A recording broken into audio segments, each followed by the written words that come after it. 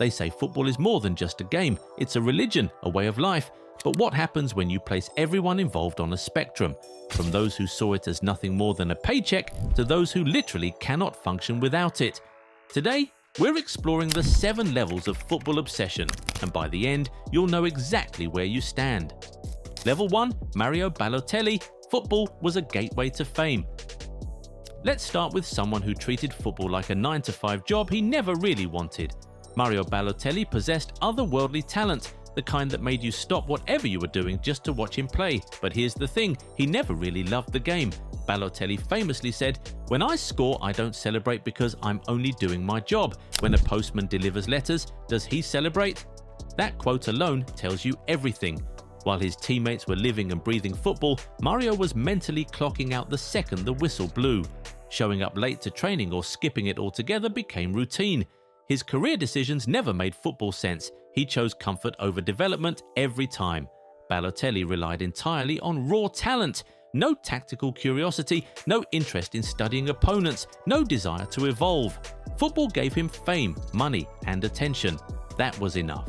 Other players in this level are Antonio Cassano, Jesse Lingard, and Jadon Sancho. Level 2, Ronaldinho loved the game, hated the grind. Now we move to someone who genuinely loved football when it was fun. Ronaldinho played with a smile that lit up stadiums worldwide, but behind that grin was someone who had zero interest in the sacrifices required to stay at the top. At Barcelona, teammates confirmed he regularly skipped training or showed up and left early. Former PSG teammate Jerome Leroy revealed that Ronaldinho didn't train any day of the week and would just turn up on a Friday for the game on Saturday. When Pep Guardiola took over at Barcelona in 2008, one of his first decisions was shipping Ronaldinho out. Why? Because Pep wanted discipline and structure, and Ronaldinho preferred freedom and fun. Xavier Salah-i-Martin, a former Barcelona board member, explained it perfectly. "Ronaldinho plays bongos until 2 in the morning every night. Everyone sees that, everybody has cellular phones and takes pictures of him.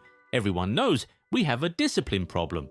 He even negotiated a nightclub clause into his contract with Flamengo that allowed him to party 2 nights a week. Alexander Hleb claimed Ronaldinho and Deco would sometimes show up to Barcelona training drunk, and the club ultimately sold them both to protect a young Lionel Messi from their lifestyle. Ronaldinho's decline wasn't gradual, it was rapid. By 26 or 27, his physical condition had plummeted. He never adapted his diet, never embraced recovery protocols, never studied how to extend his career. Football was his first love, but discipline, that was a complete stranger. Other players like this are Ronaldo Nazario and Neymar. Level 3, Thierry Henry and Jamie Carragher. The game was a drug they could not give up. When retirement hit, some players moved on, others couldn't. Thierry Henry and Jamie Carragher loved football too much to leave it behind, but not enough to let it consume them again. Henry has openly admitted he struggled after hanging up his boots. He missed the structure and relevance. Punditry became his way of staying connected without the emotional toll of management. His brief Monaco stint showed he didn't want football consuming him again. Now he offers brilliant Sky Sports insights and UCL critique on CBS Golazo, but you can tell how annoyed he gets when attacking players make simple errors. Carragher went from playing to punditry almost overnight, needing football in his daily routine. He still reacts like a fan, gets into heated debates, and lives for the drama. But notice what he hasn't done? Coaching. Carragher chose talking about football over managing it. He loves the conversation and tactical breakdowns, but from a safe distance. Funnily enough, he has had more fights as a pundit than as a player, famously offending the likes of Messi, Salah, and Cristiano Ronaldo. Level 4, Fabrizio Romano, here we go! Here's where things get interesting. Fabrizio Romano has turned football news into a lifestyle that borders on unhealthy. This man sleeps around 3 hours during transfer windows, works across multiple time zones to break news first, and once revealed his daily screen time hits 19 to 20 hours during peak periods. Let that sink in. Romano has admitted he can't remember the last time he turned off his phone. In interviews, he's explained that even when he tries to sleep, his mind races with potential transfers. He once stayed awake because he couldn't tweet a transfer tip until it was confirmed, unable to sleep until the deal was done. His entire identity is football news. Every holiday is planned around transfer windows. Every social interaction revolves around football. The man makes at least 50 phone calls a day hunting for information. He applies what's been called slow journalism, refusing to post anything unless it's 100% confirmed, yet he's still always one of the first to break a story. But here's the kicker. Romano isn't even involved in playing or managing the game. He's obsessed with reporting on it. His life is football even if he never kicks a ball. With this type of lifestyle, it's going to be interesting when he one day decides to settle down with a family. What will become of football's most trusted source then? Level 5. AFTV tie and stunt peg, fan obsession taken to extreme knowledge and lifestyle. Welcome to fan obsession at its peak. AFTV tie only wears Arsenal or Nigeria kits everywhere, dates, family gatherings, formal events, Arsenal branded headphones, bottles, accessories. His wardrobe is a shrine. He rarely misses games and his emotional reactions are legendary. Who can forget his multiple shouts that the Gunners will win the quadruple? Quadruple back on? No, I never said that. I just said... You did say that. Hold on. Arsenal isn't something Ty supports, it's who he is. He calls the Arsenal players by their first names, Bukayo, Declan, Eberechi. It's as if they grew up around him. Life decisions and travel are all shaped around Arsenal's fixtures. In no interview has he ever criticised his own team, ever. For him, it's Arsenal against the world. Then there's Stunt Peg, who represents pure football love.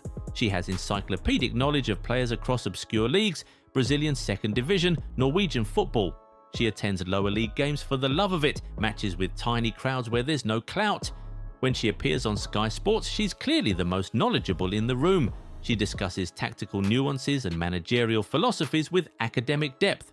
She's not obsessed with one club, she's obsessed with football itself. These two show you don't need to be a player to be consumed by football. Level 6. Cristiano Ronaldo, physical obsession and student of the game. Cristiano Ronaldo doesn't just play football, he's weaponized his entire body for it. His whole day is structured around peak performance, sleep split into multiple naps for optimal recovery, ultra-strict diet of lean protein, vegetables, and absolutely no sugar or alcohol, cryotherapy, ice baths, advanced recovery tools, all standard.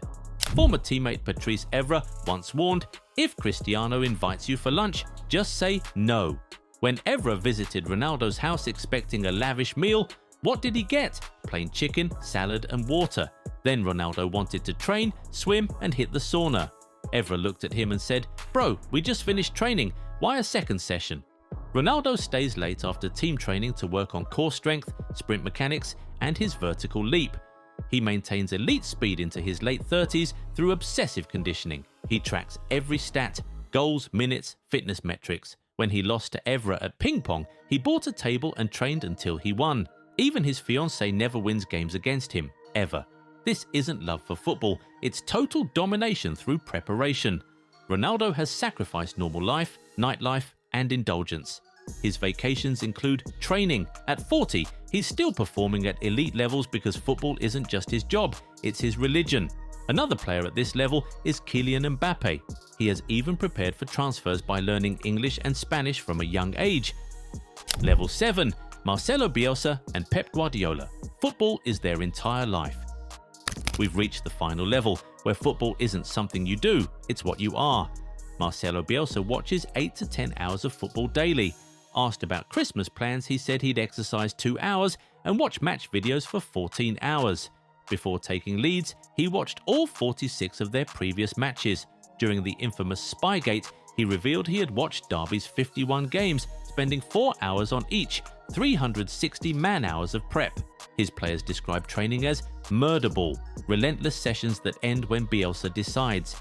He showed up at a player's wedding with stacks of match videos. Football isn't his career, it's his oxygen.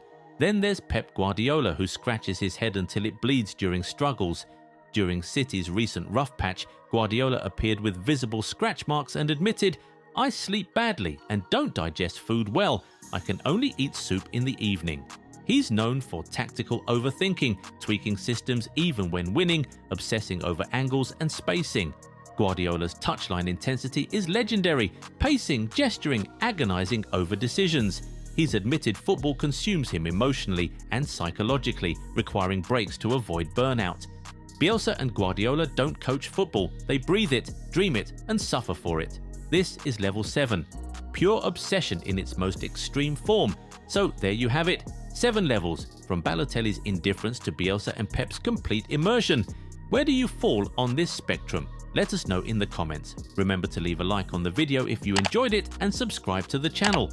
Also, be sure to turn on bell notifications so that you never miss out on any new videos. Catch you in the next one. Bye!